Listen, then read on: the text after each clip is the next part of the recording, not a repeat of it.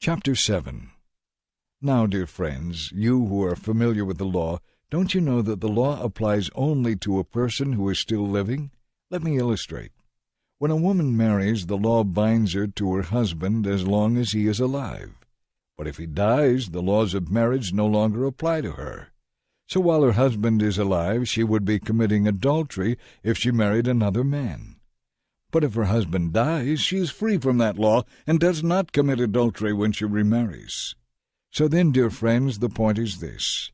The law no longer holds you in its power because you died to its power when you died with Christ on the cross. And now you are united with the one who was raised from the dead.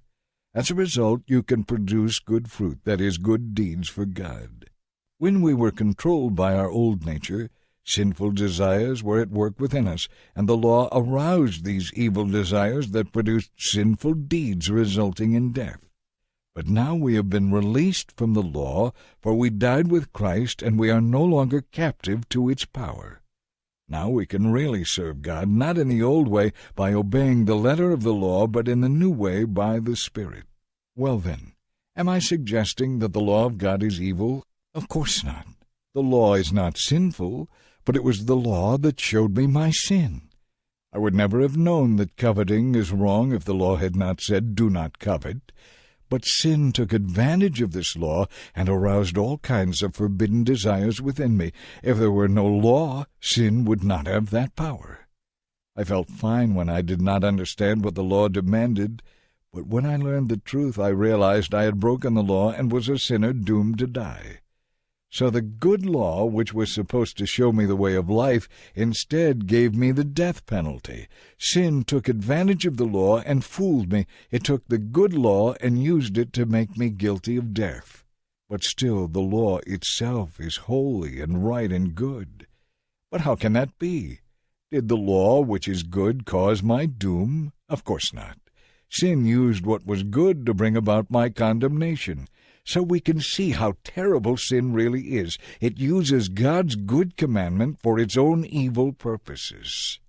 The law is good, then. The trouble is not with the law, but with me, because I'm sold into slavery with sin as my master. I don't understand myself at all, for I really want to do what is right, but I don't do it. Instead, I do the very thing I hate. I know perfectly well that what I'm doing is wrong, and my bad conscience shows that I agree that the law is good.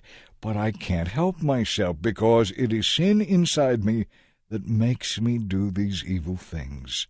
I know I am rotten through and through so far as my old sinful nature is concerned. No matter which way I turn, I can't make myself do right. I want to, but I can't. When I want to do good, I don't, and when I try not to do wrong, I do it anyway. But if I am doing what I don't want to do, I am not really the one doing it. The sin within me is doing it. It seems to be a fact of life that when I want to do what is right, I inevitably do what is wrong. I love God's law with all my heart. But there is another law at work within me that is at war with my mind. This law wins the fight and makes me a slave to the sin that is still within me. Oh, what a miserable person I am! Who will free me from this life that is dominated by sin? Thank God, the answer is in Jesus Christ our Lord. So you see how it is. In my mind I really want to obey God's law, but because of my sinful nature I am a slave to sin.